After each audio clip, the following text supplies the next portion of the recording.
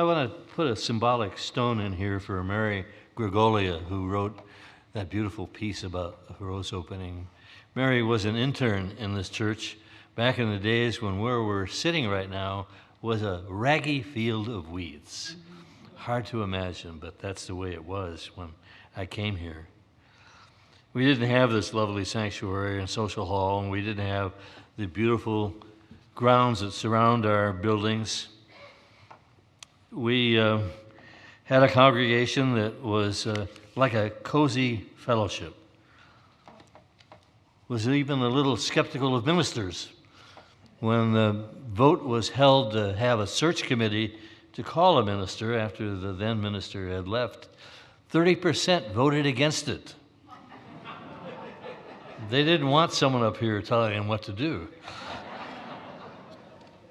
But I knew the reputation of this church's first minister, Aaron Gilmartin. Gil had been this church's first called minister, called about the same time that this property was purchased and leveled out so that buildings could be placed here. That was in place of a house in Lafayette, which would have been a disaster had they chosen to go that way. Gil was a very interesting man. He had been a labor organizer before going into the ministry. He really cared about the ministry outside the walls of the church. He'd been an activist his whole life, and he was a perfect fit for a liberal-minded congregation, even if it was skeptical of the authority of ministry. I first knew of Gil when he ran on a Black Power platform to be president of the UUA.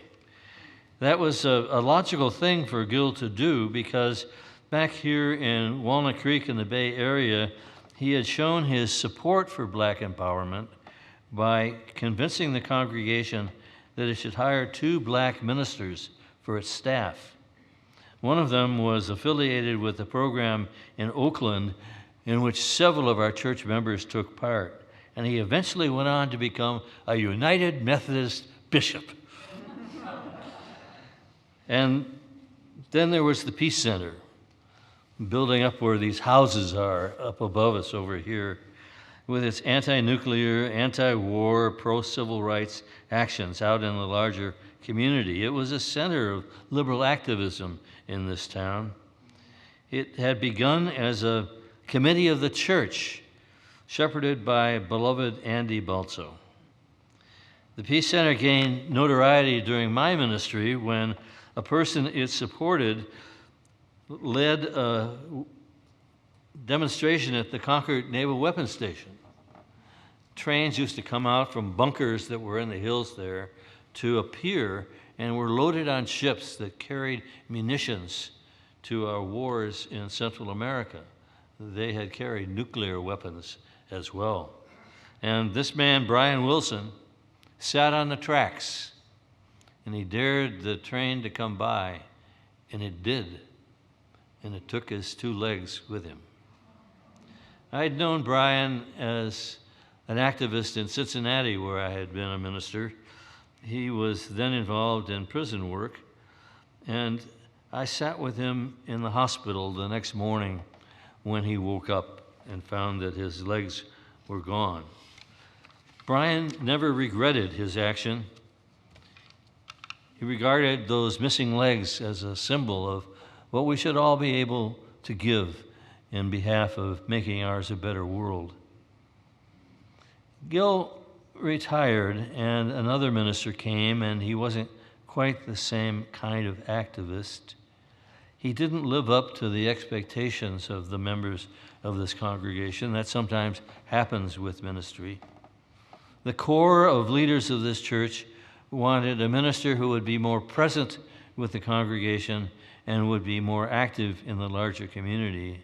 And I was that kind of minister in the church I was then serving back in Illinois. So I came. I came because of the reputation of Gil, and because when I had been a student at Star King a long time before, I saw this little congregation out hill at the foot of the Mount Diablo and I always wondered what it would be like to live out here, and had a wife who wanted to live badly in California. So we came. And the leaders of the church developed a long-range planning committee that wanted to move ahead and make this the kind of church in which people in this community would want to come. It would have all the kinds of things that people would expect of a church, not just be a cozy little fellowship. It took a long time for that to happen, for this church to become what it is today. But because of the leadership and the energy and the vision of those lay people in this congregation, we've become what we've become.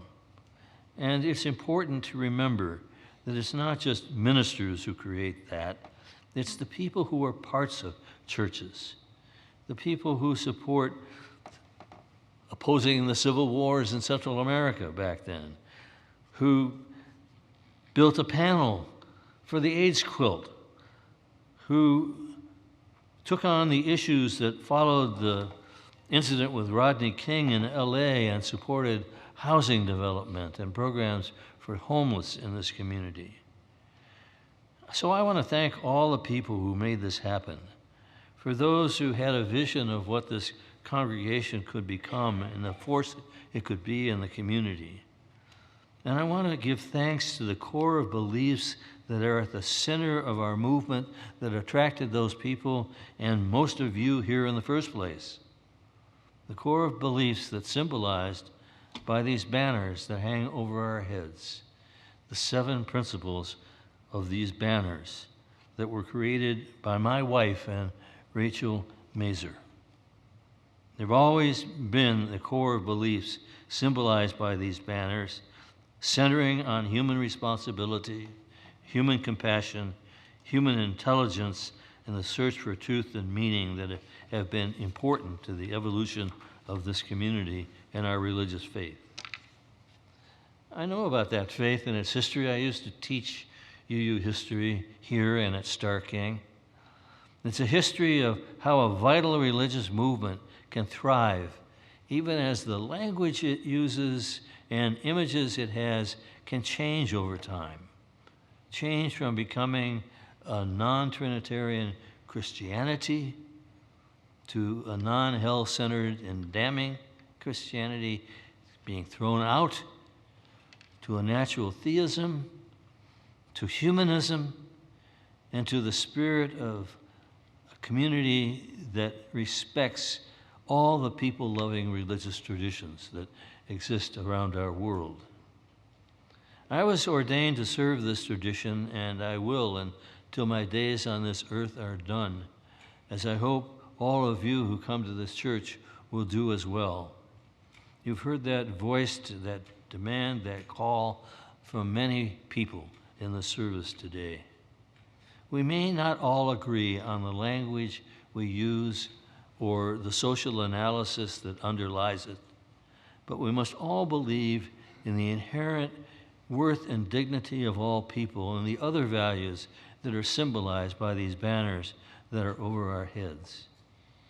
The world will always need in it people who believe in those values and live them out, who live lives that positively add to this creation of which we're a part.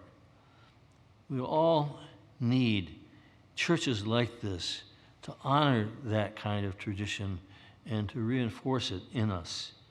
A church where our core of values is extolled and encourages us to both gather and then to take those values out into the world in which we live.